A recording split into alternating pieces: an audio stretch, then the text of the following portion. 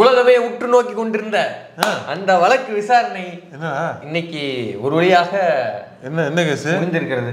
என்ன கேஸ்? என்ன கேஸா?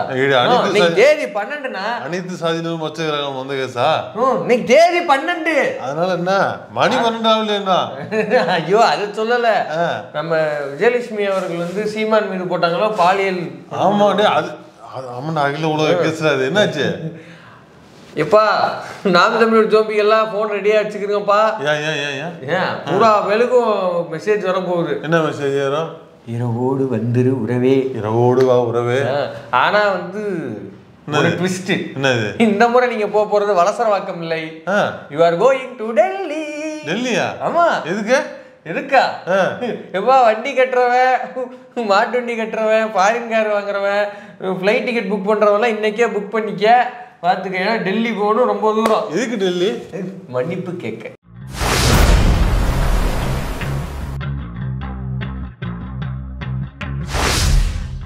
நடிகை அளித்த பாலியல் புகார் வழக்கை ரத்து செய்ய கோரிய நாம் தமிழர் கட்சி ஒருங்கிணைப்பாளர் சீமானன் வழக்கில் இருவரும் குற்றச்சாட்டுக்களை திரும்ப பெறுங்கள் என்று உச்சநீதிமன்றம் வலியுறுத்தியிருக்கிறது.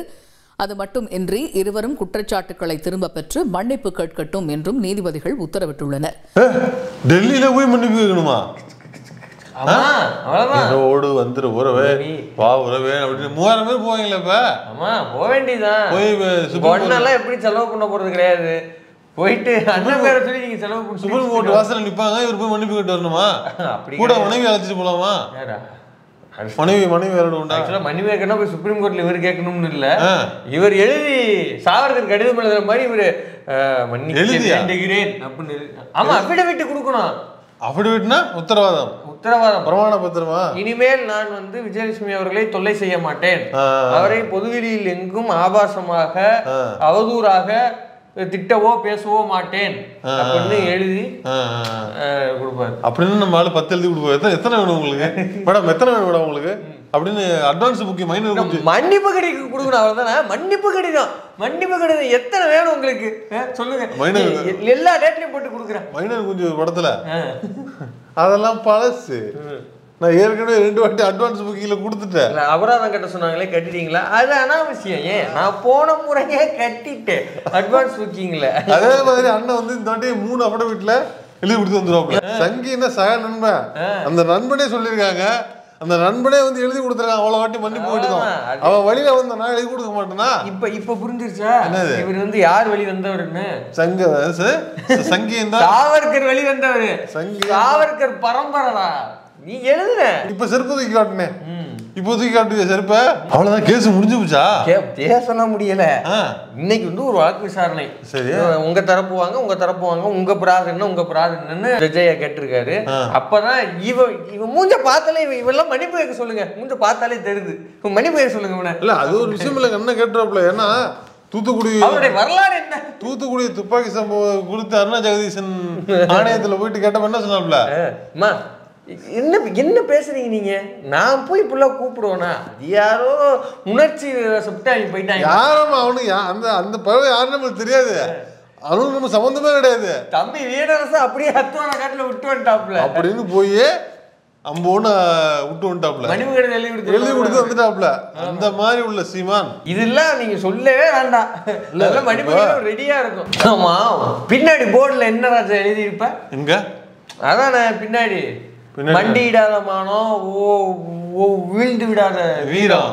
இப்ப பார்க்க போறான்ப்பா வீரம் என்ன போய் கேள்வி மண்டிட்டு மன்னிப்பு இல்ல. இப்ப எனக்கு ஒரே ஒரு டவுட். எனக்கு ஒரு டவுட் இருக்கு.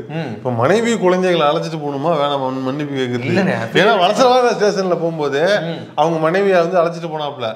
அதுக்கப்புறம் இன்னொரு நாள் எங்கேயோ போயிட்டு வரும்போது மனைவி கூட கூப்பிட்டு போனாப்ல. இந்த கேஸ் சம்பந்தமா போகும்போது மனைவி கூப்பிட்டு போவாப்ல.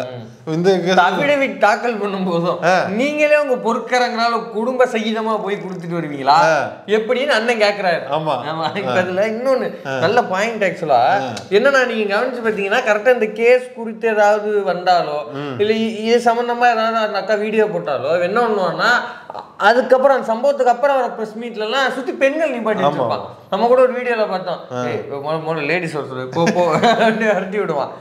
இப்ப அந்த அக்காவை பாலியல் தொழிலாளின்னு இவன் அவதூறு பேசும்போதும் அவ இவனு ஏகவசனம் பேசும்போது ஒண்ணும் தெரியாது அவள நான் குச்சி கட்டின பிள்ளைய நான் கூட்டு போய் இது பண்ணேன் அப்படின்னு பேசினப்பெல்லாம் பக்கத்துல உட்கார்ந்து இருந்தீங்கல்ல.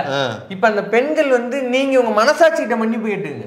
ஏன்னா கோர்ட்டு பெண்கள் அவங்களும் கேட்கட்டும். இப்போ சீமானை கேட்க சொல்றாங்கன்னா சீமான் பேசும்போதெல்லாம் வாயை பொழந்துட்டு பார்த்துட்டு இருந்தாங்களே, எந்த கருத்தும் தெரிவிக்காத, அதுக்கு எந்த எதிர்ப்புமோ எதுவுமே தெரிவிக்காதவங்க அவங்களும் தான் இப்ப மன்னிப்பு கேட்கணும். இப்ப நீ யோசிச்சு பாருங்க.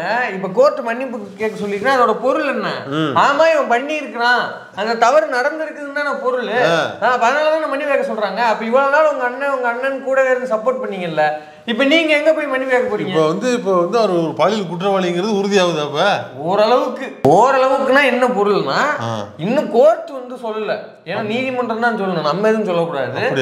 ஆமாண்ணே, நம்மளாம் எதுவும் சொல்லக்கூடாது. இப்ப கேஸ் முடிஞ்ச உடனே தெரிஞ்சிடும். ஆமா ஜட்ஜமா என்ன பண்ணிருக்காங்க, அண்ணன் வந்து பாலியல் குற்றவாளியா இல்லையா அப்படின்னு ஜட்ஜமா முடிட்டு அன்னைக்கு இருக்குடா உங்களுக்கு. அன்னைக்கு இருக்கு 24ஆம் தேதி வரைக்கும் ஒத்தி போட்டிருக்காங்க. அதுக்குள்ள நீ மன்னிப்பு கேளு. உனக்கு மன்னிப்பு கேட்கறதுக்கு ஒரு டைம். நீ 23 நைட்டு கேட்டுருவாருங்க. திமுக திராவிட பத்தி பேசினாலும் லைட்டா திராவிடர்களையும் பங்காளிகள் அப்படின்னு மன்னிப்பு கேட்டுருவாப்ல. இதெல்லாம் ஜுஜுபி மேட்டர். அடுத்த நாள் போய் கேட்டு வந்துருவாப்ல. 23ஆம் தேதி வரைக்கும் ஒரு கிரேஸ் டைம். ஆமா, எனக்கு டவுட்டு இந்த கோர்ட்ல வாதாடி இருப்பாங்கல்ல, ஆமா அங்க வந்து இந்த இதெல்லாம் இந்த பாயிண்ட்ல சொன்னாரா இல்லையா? என்ன பாயிண்ட்? அவ ஒரு ப்ராஸ்டியூட்டுங்க. அவள்கிட்ட போனதுக்கு என்னங்க எனக்கு ஒரு இது, நான் காசு கொடுத்துட்டேங்க அவள்கிட்ட, ஆனா குச்சி கட்ட அப்படிலாம் வாதாடிச்சது சொல்லல. திமுகவின் சதி. இந்த கேஸ் வந்து திமுகவின் சதிங்க, இதுக்கு பின்னாடி திமுக தான் இருக்குது அப்படின்னு பேரே இல்லைங்கண்ணா சொல்லலையா? எதுவுமே சொல்லல. இதெல்லாம் சொல்லி இருந்தா கேஸ் ஜெயிச்சு. இப்ப நாம் தமிழர் ஜோபிகள்ட்ட நம்ம என்ன கேட்கிறோம்னா, உங்க அண்ணன் உண்மையிலுமே உங்க அண்ணன் பேசுறது பூரா உண்மை, பெரிய யோகிய சிகாமணினா தேர்தலுக்கு தேர்தல் கூட்டு வந்துருவாங்க அப்படின்னு சொன்னாரா உண்மைன்னா இதெல்லாம் கோர்ட்ல சொல்லி இருக்கணும்ல. ஒரு கட்சி இருக்குதுமா, அந்த கட்சி தான் இந்த காசை கொடுத்து என்ன வந்து இப்படி என் மேல அவதூறு கக்கிடுச்சுமா, அதனால நீங்க வந்து உடனடியா டிசால்வ் பண்ணுங்க அப்படின்னு சொல்லி இல்ல அதை விடு. நான் என்ன தப்பு பண்ணிட்டேன், நான் குச்சி கட்டின போய் யாரு பண்ணா தப்பே பண்ணிட்டேன் அப்ப நான் நம்மகிட்ட கேட்டிருக்கணுமா இல்லையா? சரி அதை விடு. ஒரு ப்ராஸ்டியூட்மா, அமௌண்ட் கொடுத்துட்டேன், அமௌண்ட் இஷ்யூ, அதனால அப்படியே இப்பெல்லாம் பேசி இந்த கேஸ் ஜெயிக்க வேண்டியதானே. என்னங்க போய் மன்னிப்பு கேட்கிற இடத்துல போய் சீமான் என்ன சீமான் ஒரு இருக்குடா அப்படின்னு அந்த அக்கா சொல்லுவாங்க. சரி, நான் கேட்குறேன், இந்த நாம் தமிழர் எதுக்கு வக்கீல் இருக்காங்கன்னு எனக்கு தெரியலையே.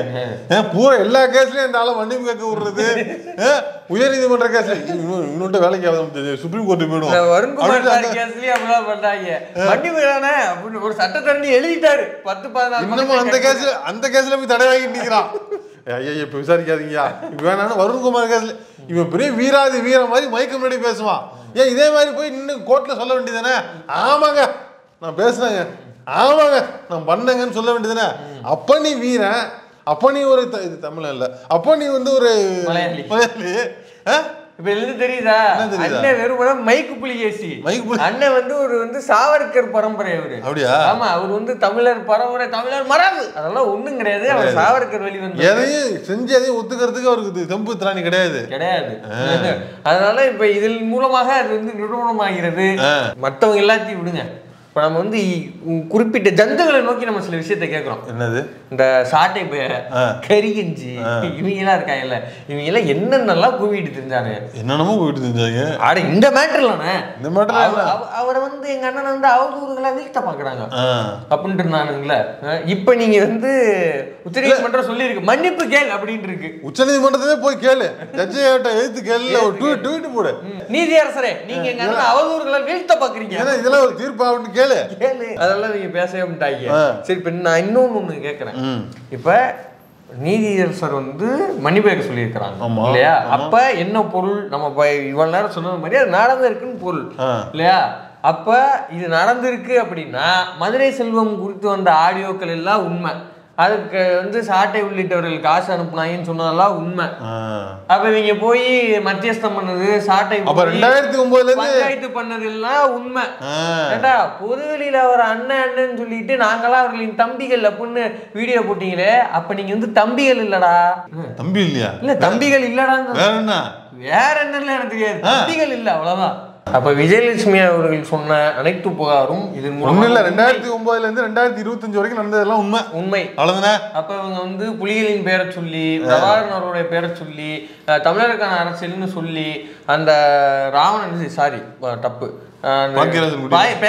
பேக்கியராசன் குடியில இவனுங்க முழுக்க சரக்கு போடுறது, ஆன்லைன்ல சீட்டாட்டம் ஆடுறது, காசை வட்டிக்கு விடுறது, பாலியல் வன்முறை நிகழ்த்துறது, இந்த மாதிரி பாலியல் சுரண்டல் செய்யறது, இந்த வேலையைத்தான் அந்த கூடாரத்துல உட்காந்து செஞ்சுட்டு இருந்திருக்கிறாங்க.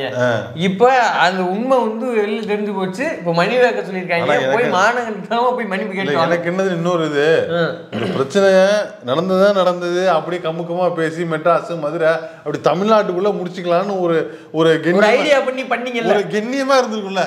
சரி இதை மன்னிப்பு கேட்டிருக்கேன், விட்டு தொலைதுன்னு நம்ம இதுக்குள்ள கெண்ணியமா முடிச்சிருக்கலாம்ல. ஏண்டா டே போய் டெல்லியில கேஸ போட்டு பெரிய பிரச்சனையாகி போட்டு இந்தியா முழுக்க நியூஸ் ஆகி ஒரு தமிழ்நாட்டுக்காரன் ஒரு பாலியல் கேஸ்ல வந்து மன்னிப்பு கேட்டாங்கிறது வந்து எவ்வளவு பெரிய பிரச்சனை, எவ்வளவு பெரிய அவமானம்டாடே. இதுல நீ வந்து தமிழை வீழ்ந்து விடாத வீணம் மண்டிடா மசுரன்னு போட்டு வச்சிருக்க. எவ்வளவு தமிழ்நாட்டுக்கு எவ்வளவு பெரிய அவமானம்டா.